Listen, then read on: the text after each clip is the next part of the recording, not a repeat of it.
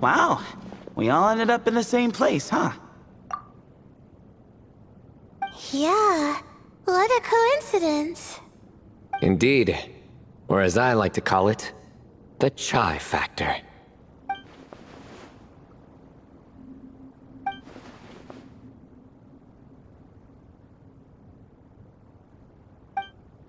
Uh...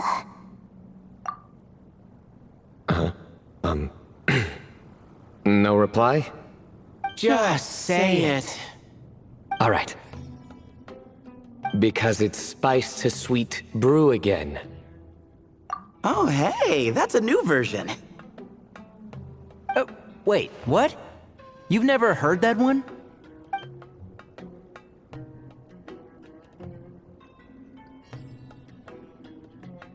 What are you looking for? A place to sit and read my book.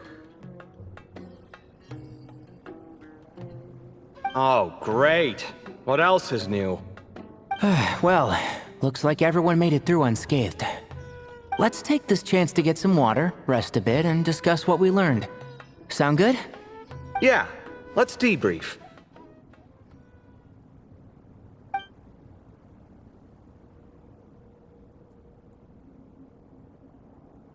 Okay, so we all learned a lot, but it feels like we ended up with even more questions. Yeah, but one thing's for sure. This place is tied to the Ibis King in some way. Hey, Sino. You're the current representative of Hermanubis. Can you call him up for a sec? Of course. Just let me sense his presence.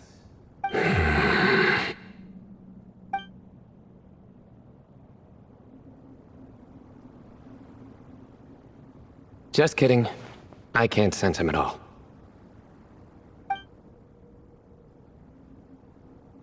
Jeez, Sethos. Did you set him up for that one? What are you, a two-man act? Sorry, Hermanubis isn't like the Ibis King. He can possess me, but I can't talk to him whenever I want. Oh, truly? Does that mean he's gone?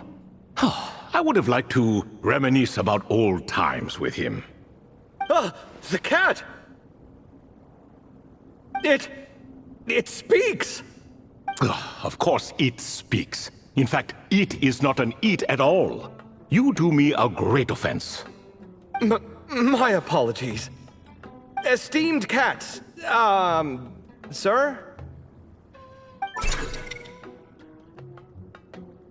Oh, this little contraption is still here. Contraption? No, this is Marak. Which means you do his assistant a great offense. Huh? Well, I didn't mean... Well, I apologize. I wasn't referring to this Marak, but rather the thing that operates it. King Deshret was quite partial to it. I have forgotten what it was called. It must have had an official name, albeit in the old tongue. Even if I did remember, I would need to translate it into modern language. Ah, it's not important. Marak's a fine name. Even better than the original, if you ask me. Who thought of it? And the remodeling, quite well done indeed. This Marak looks much happier in its current form. Oh, and the components should have model numbers written on them. You can look them up if you're curious. This cat talks. A lot. Quite the one-sided conversation. Is this what the Ibis King was like? He seems quite eloquent. I wonder if he plays cards. Ha! I knew Marak was a great name. Go me! Let's see, what page was I on again? Should have brought a bookmark. That all went over Paimon's head.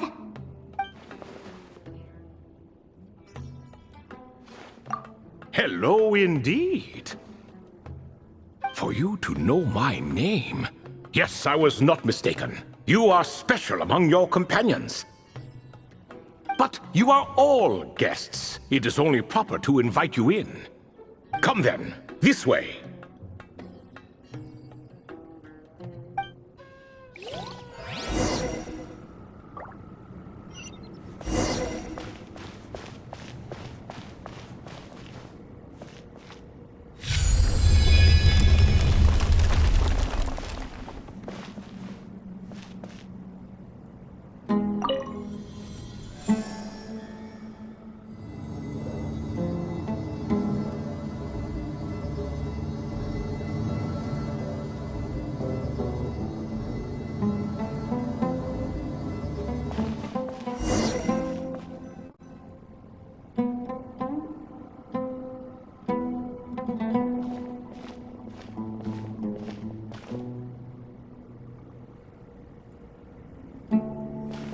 welcome to my humble abode.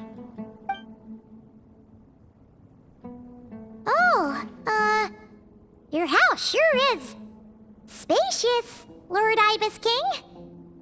I fear it's not quite what it used to be. In fact, it has long ceased to be my home at all. It belongs to the descendants of the cats I once raised. Such adorable creatures, aren't they? Take the one I'm borrowing here, for instance. A chubby fellow with such lovely fur. Anyway, tradition dictates that a special guest such as yourself be presented with a gift. Alas, it's a first-come, first-served basis, you see. I fear with the passage of time, none are left. What? So the treasure's gone already? Treasure, you say? Not an inaccurate description. Yes, and no. I have the power to grant gifts inaccessible to the masses. The only requirement is answering a question. Not a bad deal, yes? Of course, my questions were given unto me by King Deshret, who in turn received them from the Mistress of Flowers. There are 3, and no more. What causes our rise and fall? What obliterates love and hate? What determines truth and falsehood? The more he talks, the less Paimon understands. I see. That must mean Gudars and Makaira managed to answer 2 of the 3. Another who understands. Oh, so that's the event those 2 slabs are depicting. Ah, priests and their records. A singular obsession, and quite boring too.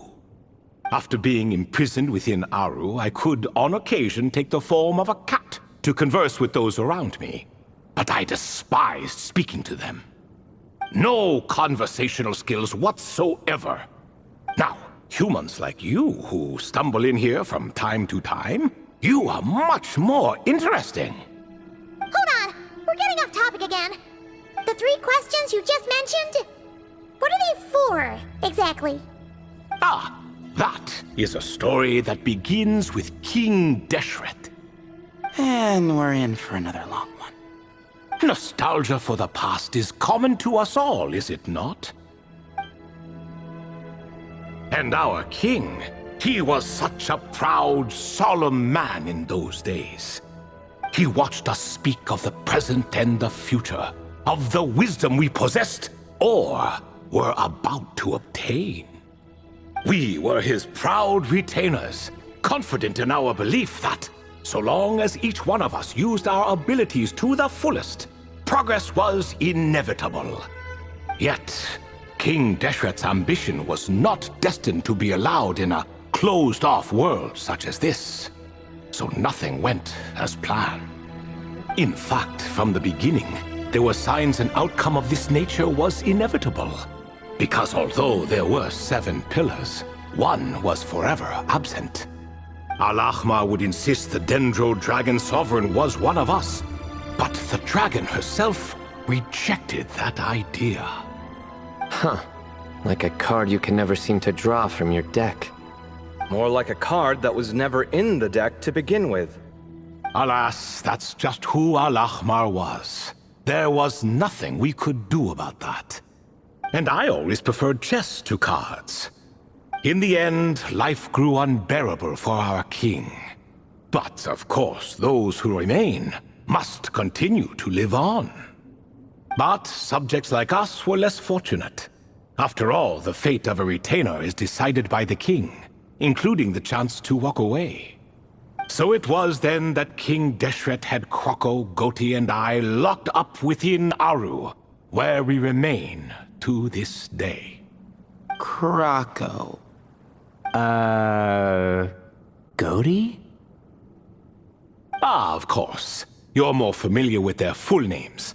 Sobek, the Crocodile King, and Hereshef, the Goat King.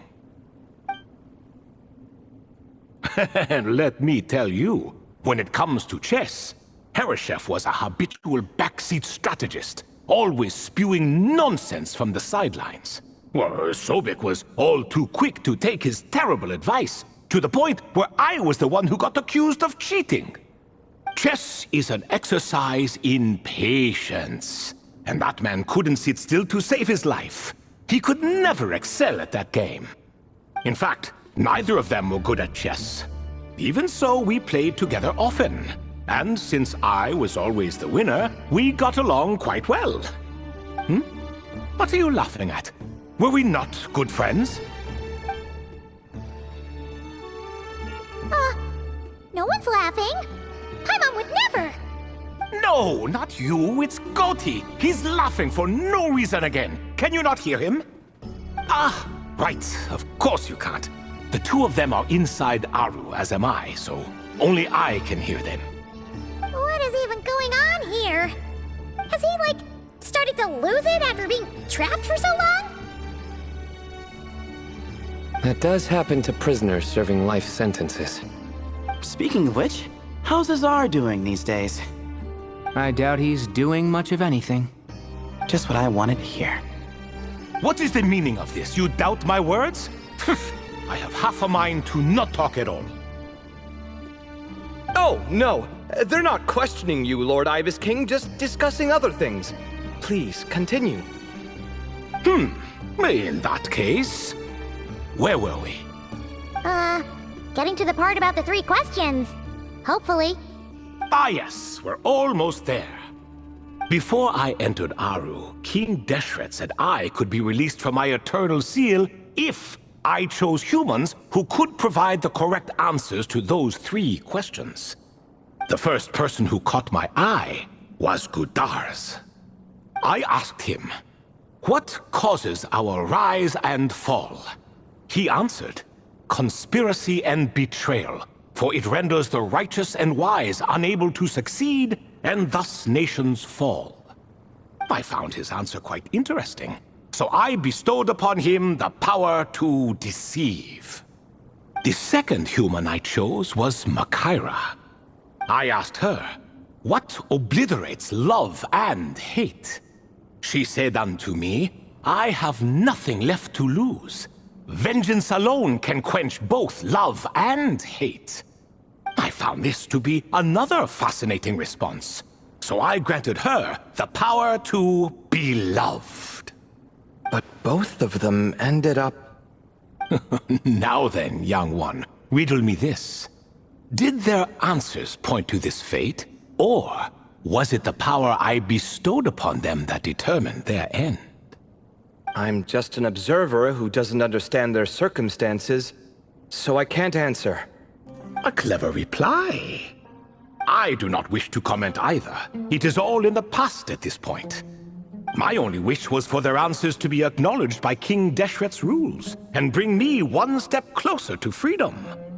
As for the final person, her fate remains to be seen, so I will not reveal her name.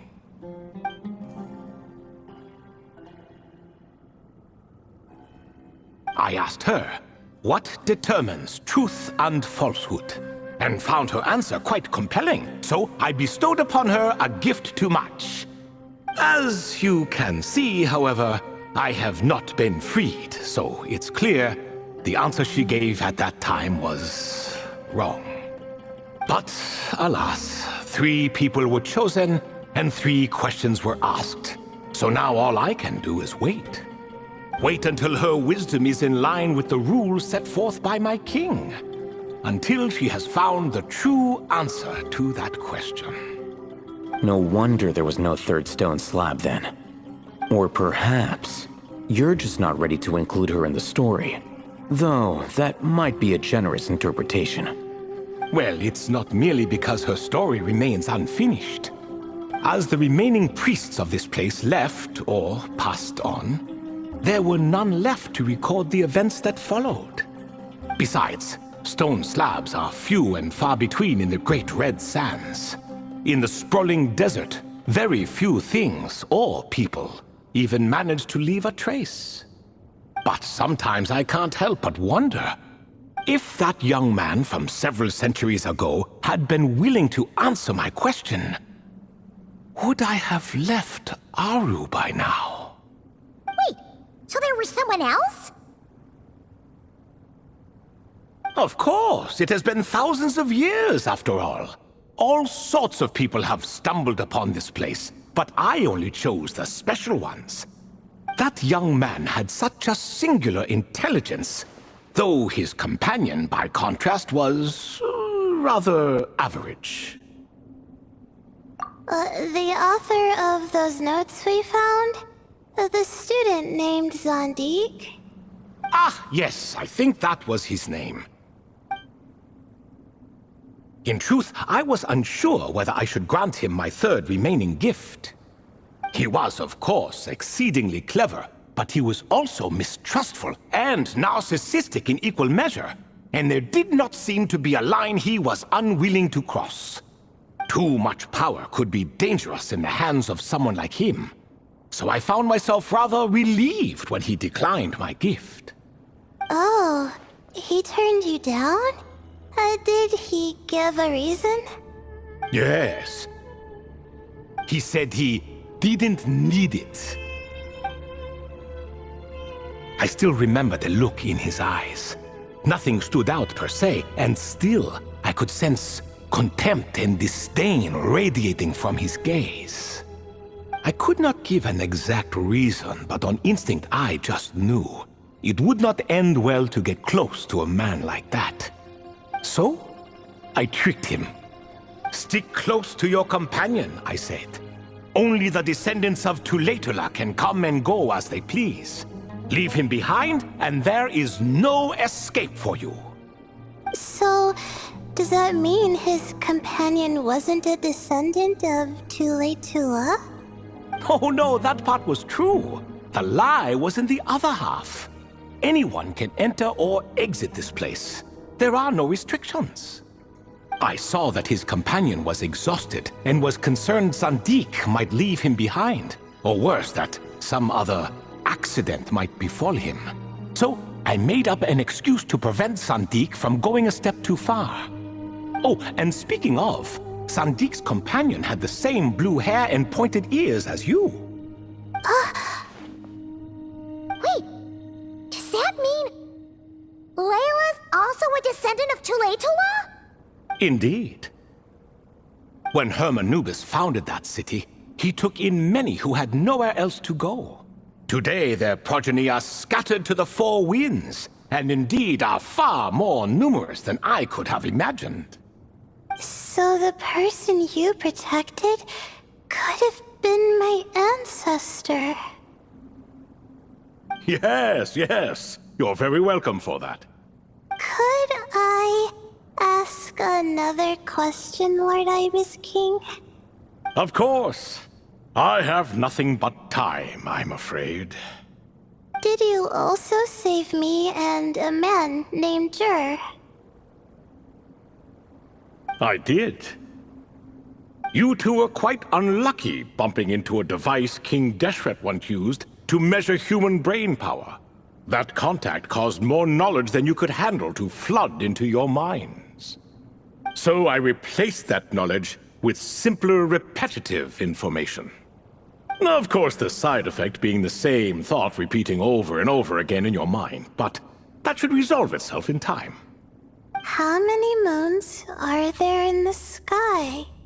Yes, that was the phrase I used in your head. I forgot the other one, though. I believe it had something to do with food. Both were spur-of-the-moment decisions, so no need to dwell on the meaning too much. Oh, I see. Thank you, Lord Ibis King. As I said, young one, you are most welcome. If you're inclined to return the favor, perhaps you could turn off that device so no one else can trigger it? There's only so much a cat's paw can do, so I'm afraid this is something I must leave to you. Or Marak, I suppose. Oh, splendid! Another one bites the dust. Such is the fate of things here. Day by day, little by little, the remnants of ages past fade into obscurity. For that reason, the gifts of bygone eras, be they tied to your blood or technological in nature, are not to be revered. They are tools, nothing more. Disrespectful? I simply make the most of what I have. Besides, our king has been gone all these years. What good does it do to revere him now? Oh, are you talking to the Goat King again? No, Croco this time. He's pestering me for another game of chess. Says he wants to even the score. Wishful thinking, if you ask me. If we counted one push-up for every loss, he'd owe me 300,000 by now. Of course, that's just a rough estimate. I've never kept count. It appears that's something you like. Being someone unable to be defeated. I suppose so. All right then. Time for me to extend my winning streak, and for you all to head home. In truth, deep down, I know even the answers to those 3 questions will not change my fate. But that is for me to reckon with. Go on now.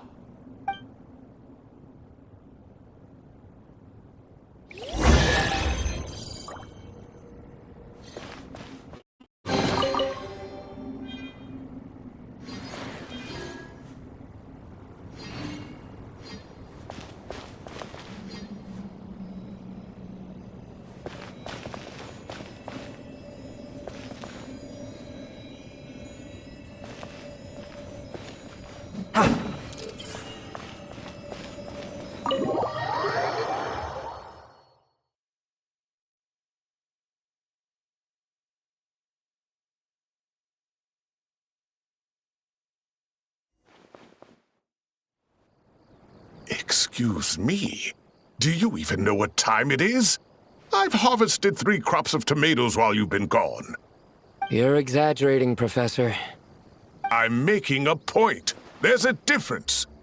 Sincerest apologies for keeping you waiting, Professor Cyrus. See, that's what I call manners. Now, are any of you hurt? Nope. It went way smoother than we expected, actually. I presume the investigation is complete then. Come, tell me all about it. Oh my, did you luck out? If you've read the work from the Vahumana Darshan, you would know that the Ibis King has, well, let's call it a mixed record. Perhaps he softened up a bit in his old age, and that's why he chose to help you. Or perhaps he just didn't have a good enough reason not to help us. See? Marak agrees. How do you even know that's what Marak meant? That could have just been a happy noise. In any case, there's a lot to be happy about. We figured out what happened to Layla and Jur, and there were some unexpected takeaways too. Yeah, I never expected to learn about my ancestry. I've always thought of myself as just an ordinary student. I never would have even considered something like that could be true.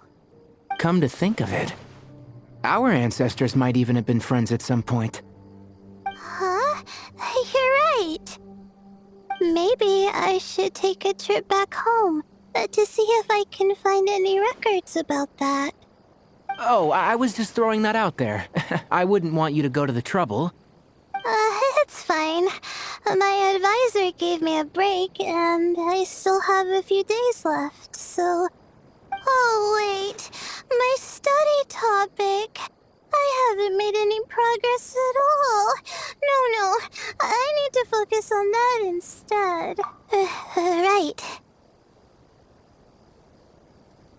Couldn't you help her, Professor? Huh? No, I could never. Me, you say? I'm from the Spatamar Darshan, and I don't think that Nephis or Zahahadi researched the stars. All I have to offer are my homegrown tomatoes. Although I suppose it's not impossible. I can ask a few old friends to recommend some interesting topics. You really don't have to. It sounds like a lot of work. Hardly. A few passing questions while we water the plants? It's no trouble at all. Thank you so much. Of course. Now it's getting late, and you all must be tired. Let's wrap things up here. Some say desert nights are the sun taking mercy on us after the heat of the day. So, let's leave while she still feels merciful.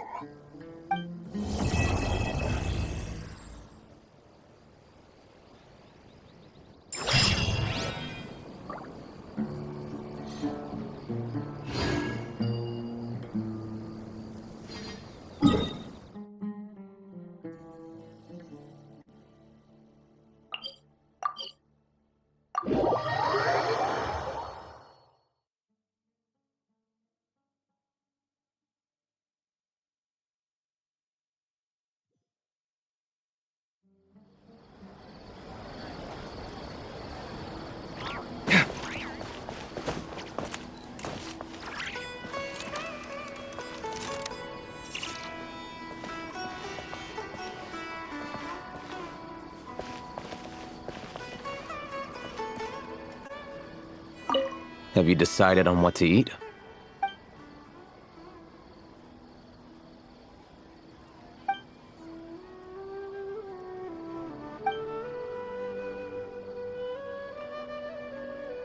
Fine.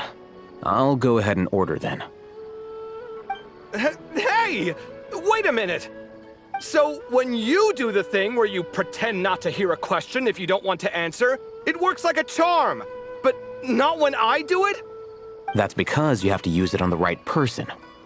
Besides, you really think you can use my own tricks against me?